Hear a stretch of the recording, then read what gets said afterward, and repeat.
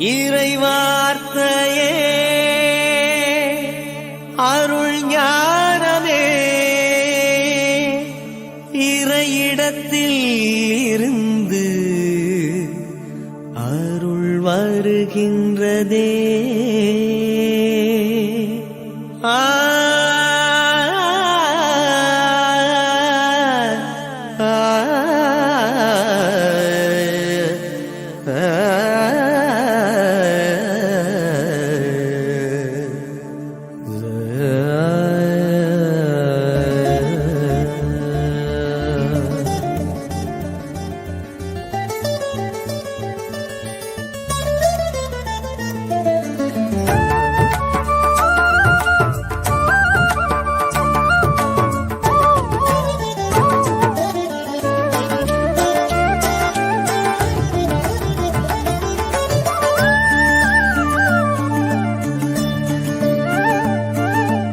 இறைவார்த்தையே அருள் ஞானமே இறைவார்த்தையே அருள் ஞானமே இறையிடத்தில் இருந்து அருள் வருகின்றதே.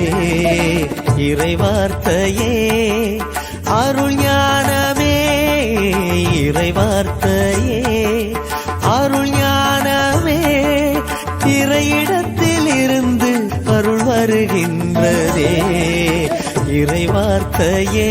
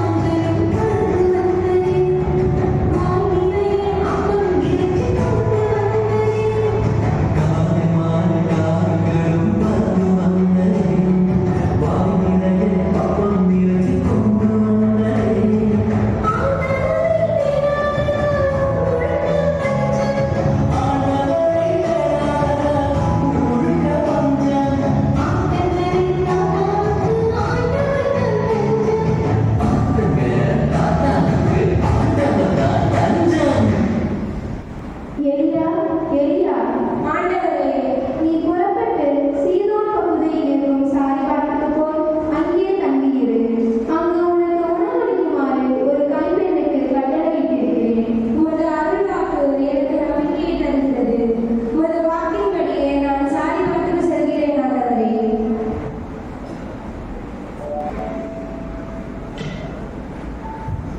அம்மா, அம்மா, என்னம்மா பண்ற? பாப்பா, சாப்பிட்டியா? சாப்பிட்டேம்மா. மகனே, என்னோட சேர்ந்து சொல்லி கொடுத்துக்கலாம், கொஞ்சம் பொறுக்கி தரியா? சரிம்மா.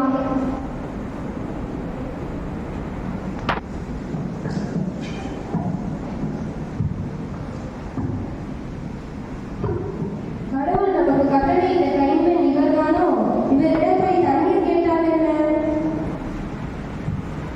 அம்மா, அம்மா, ஐயா, எனக்கு குடிக்க கொஞ்சம் தண்ணீர் கொண்டு வரியா? அதோ வரேன் ஐயா. அம்மா, ஐயா, எனக்கு கையோடு சிறிது அப்பம் சுட்டு கொண்டு வரியா? பாலும் உன் கடந்தாகி ஆண்டவர் மேலாடி என்னிடம் அப்பம் ஏறுவல்ல. பானையில் கையளவாகும் கலையத்தில் சிறிதளவு எண்ணெயுமே இடம் உள்ளது ஐயா. பயப்பட வேண்டாம், நீ சொன்னபடியே செய். முதலில் எனக்கு ஒரு சிறிய அப்பம் சுட்டுக் கொடு, பிறகு உனக்கும் உன் மகளுக்கும் சுட்டுக்கொள். அப்படியே செய்கிறேன் ஐயா.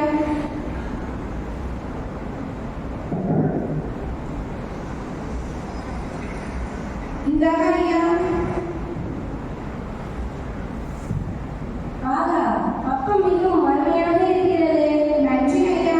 எனக்கும் என் மகனுக்கும் இருந்த நாவல் உங்களுக்கு அப்பம் சுட்டுக் கொடுத்து விட்டேன். நாளை அப்பம் சுட ராவும் என்னையும் என்னிடமில்லை. இனிமேல் பட்டணித்தான். இஸ்ரேலின் கடவுளாகிய ஆண்டவர் உரைப்பது இதுவே. நாட்டில் மழை பெய்ய செய்யும் நாள் வரை உன் பானையில் இருக்கும் மாவும் தீராது, உன் கலசத்தில் இருக்கும் எதையும் குறையாது.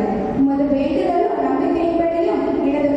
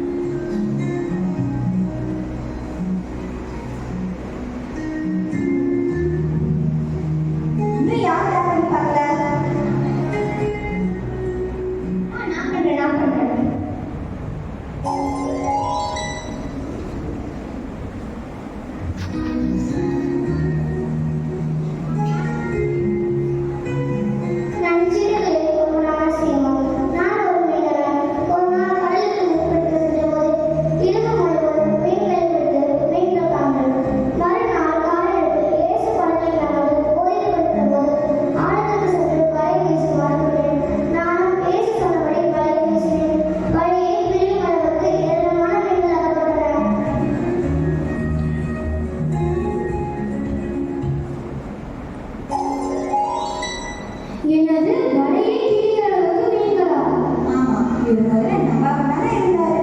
அப்புறம் ஏசு சொன்னதுக்கு அப்புறம் நம்பி வரைய கிளியாரு துணிங்க.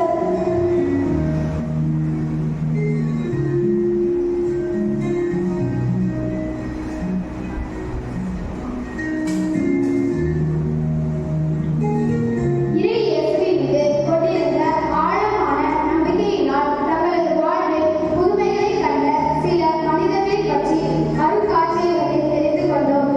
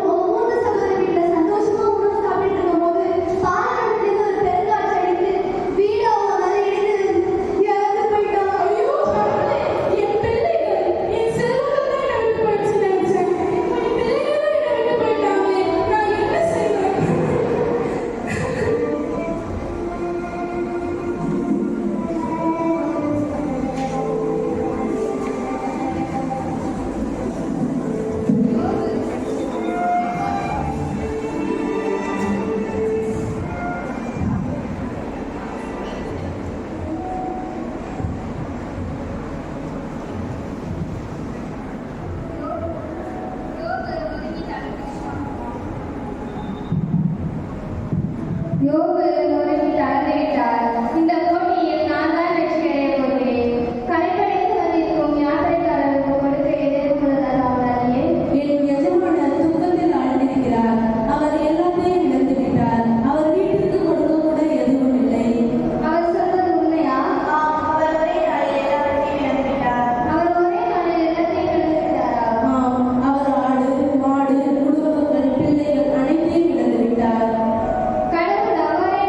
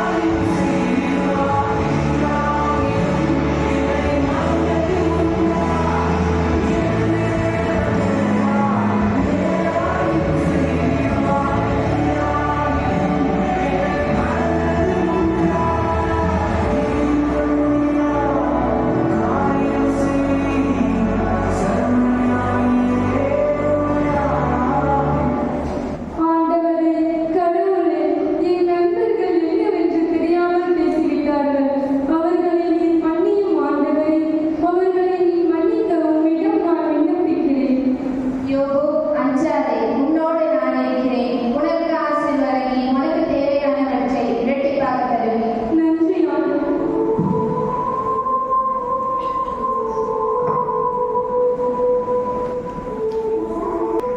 கடவுள் என் நிலையை மாற்றிவிட்டார். என் முன்னிலையை பார்ப்பிலும் என் நிலைமை மிகவும் ஆசீர்வதித்தார்.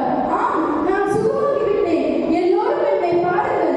என்னிடம் இருப்பது அனைத்தையும் அவர் இருமடங்காக பலன் செய்தார். என் கடவுளாகிய ஆண்டவருக்கு மகிமை உண்டாகுக.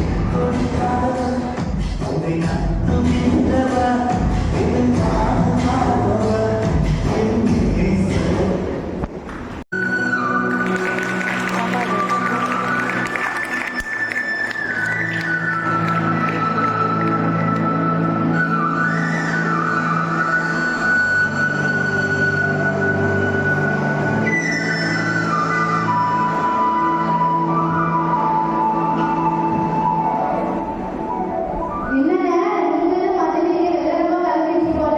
ஆமாம்மா, நிறைய கோழி கிடக்குது. அதான் வைக்கலாமே கிளம்பிட்டோம். ஆமாண்ணே, நீங்களும் மதுரை எங்க காலைல வருஷம் கிளம்பிட்டீங்க போல? ஆமாம்மா, கடலுக்கு போக வேண்டிய வேலையெல்லாம் இருக்கு. அதான் நிறைய பேரை பார்க்க வேண்டியதெல்லாம் இருக்கு.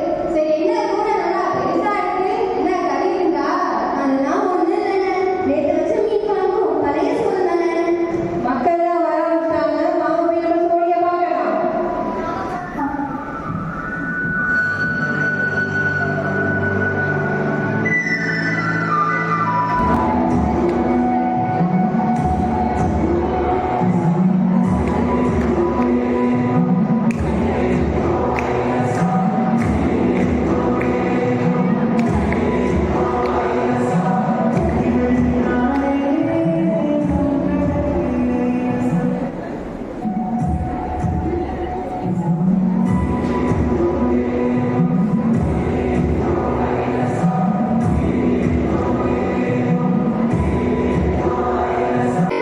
உங்க படத்துல பார்த்தா பெரிய ஆள் மாதிரி இருக்காங்க. அவங்கள பத்தி கொஞ்சம் சொல்லுங்க. இவங்கள தெரியாதா? இவங்கள பார்த்தோன்னே கண்டுபிடிச்சிட்டீங்கன்னு தான் நினைச்சேன். இவங்க தான் ஆண்டவர் மேல் இருந்த நம்பிக்கையில ஆமீன்ற ஒரு வார்த்தையில உலகத்தையே மீட்டெடுத்தவங்க. வணக்கம்மா, உங்களை பார்த்ததுல எனக்கு ரொம்ப சந்தோஷம். அடுத்து வரவங்களை பத்தி சொல்லுங்க. அடுத்து வரவங்க யாருன்னா அவங்க தான் என்ன வச்சா நீங்களே பேசிட்டு இருக்கீங்க. என்ன நானும் பேசுறேன். அடுத்து வர்றதுனா ஆபிரகாம். இவரு கடவுள் மேல் உள்ள நம்பிக்கையால தன்னோட ஒரே மகனையே பலி கொடுக்க துணிஞ்சாரு. இவரோட இன்னொரு பெயர் விசுவாசத்தின் தந்தை. பாத்தியா புள்ளை, இவருக்கு எவ்வளவு துணிச்சலுன்னு. கடவுள் மேல இருந்த நம்பிக்கையால தன்னுடைய ஒரே மகனையே பலி கொடுக்க துணிஞ்சிட்டார். பாத்தியா? ஆமா மச்சான். அடுத்து யாரு? மட்டும் மாற்றத்தை கொண்டு வராம பல பேரோட வாழ்க்கையிலே மாற்றத்தை கொண்டு வந்திருக்காரு. அப்பப்பா, எவ்வளவு நம்பிக்கை! இவர் கடவுள் மேல வச்ச நம்பிக்கையால தன்னுடைய வாழ்க்கையில மாற்றத்தை கொண்டு வராம மற்றவருடைய வாழ்க்கையிலையும் மாற்றத்தை கொண்டு வந்திருக்காரு. இந்த நம்பிக்கை என்ன நம்மளுக்கு வருமா புள்ள? அதெல்லாம் நமக்கு எப்படி பேச வரும்? நம்பிக்கை நம்பிக்கைன்னு ஈஸியா சொல்லிடலாம். ஆனா நிஜமா அது வாழ்க்கையில் சாத்தியமாகுமா? கண்டிப்பாக சாத்தியமாகும். விவிலியத்திலே இதற்கு சான்று உண்டு. இதெல்லாம் நம்ம உடனே நம்ப முடியாதுப்பா. அப்பெல்லாம் சொல்லாதீங்க. கடவுள் மேல அசையாத நம்பிக்கை வச்சிருந்த பல பேரை பத்தி விவிலியத்துல பல நிகழ்வுகள் இருக்கு. அந்த நிகழ்வுகளை பார்த்தா உங்களுக்கே புதிய நம்பிக்கை பிறக்கும். என்னம்மா ஏதோ நம்பிக்கை நம்பிங்கிறாங்க? நம்பிக்கை நிகழ்வுகள் எதுவும் இருக்கா என்ன? அது என்னங்க, விவிலியத்துல பலது இருக்கு. அதுல ஒரு ஒன்று ரெண்டு நிகழ்வுகளை நம்ம பார்க்கலாமா?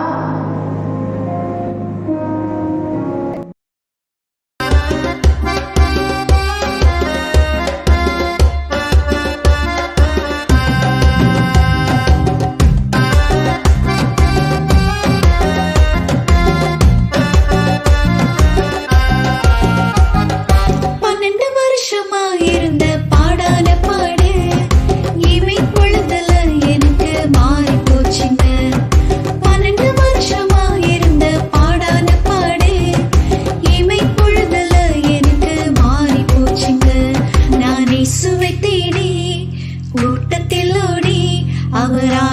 தொட்டேன் எனக்கு சுகம் கிடைச்சிடுச்சு. நான் இயேசுவை தேடி கூட்டத்தில் ஓடி அவர் ஆடையை தொட்டேன் எனக்கு சுகம் கிடைச்சிடுச்சு. சந்தோஷம் வேணும்னா இயேசுவை பாருங்க, சமாதானம் வேணும்னா இயேசுவை பாருங்க, உங்க சஞ்சலங்கள் தீரணும்னா இயேசுவை பாருங்க. இயேசு ஒருவரே நம்மை காப்பவர் அவரே, இயேசு ஒருவரே நம்மை காப்பவர் அவரே. 38 வருஷம் இருந்த பாடான பாடு நொடி பொழுதுல எனக்கு மாறி போச்சுங்க. 38 வருஷம் இருந்த பாடான பாடு நொடி பொழுதுல எனக்கு மாறி போச்சுங்க. என தேடி வந்தாரே, சுகம் கொடுத்தாரே, என் துக்கம் துயரம் எல்லாம் அன்னைக்கே மாறி போச்சுங்க. என தேடி வந்தாரே, சுகம் கொடுத்தாரே, என் துக்கம் துயரம் எல்லாம் அன்னைக்கே மாறி போச்சுங்க. சந்தோஷம் வேணும்னா இயேசுவை பாருங்க, சமாதானம் வேணும்னா இயேசுவை பாருங்க, உங்க சஞ்சலங்கள் தீரணும்னா இயேசுவை பாருங்க. இயேசு ஒருவரே நம்மை காப்பவர் அவரே, இயேசு ஒருவரே நம்மை காப்பவர் அவரே.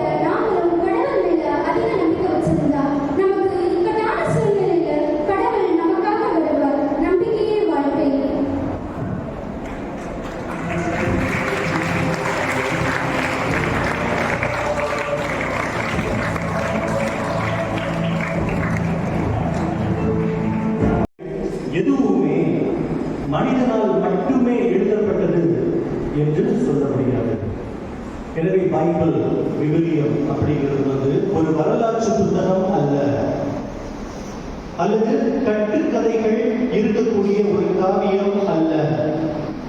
பைபிள் என்பது இறைவன் மனிதர்களோடு பழகும் பொழுது அல்லது மனித அனுபவத்தோடு இறைவன் பழகும் பொழுது அந்த காலகட்டத்தில் அந்த நேரத்தில் அந்த மக்களுக்கு என்ன நடந்தது என்பதை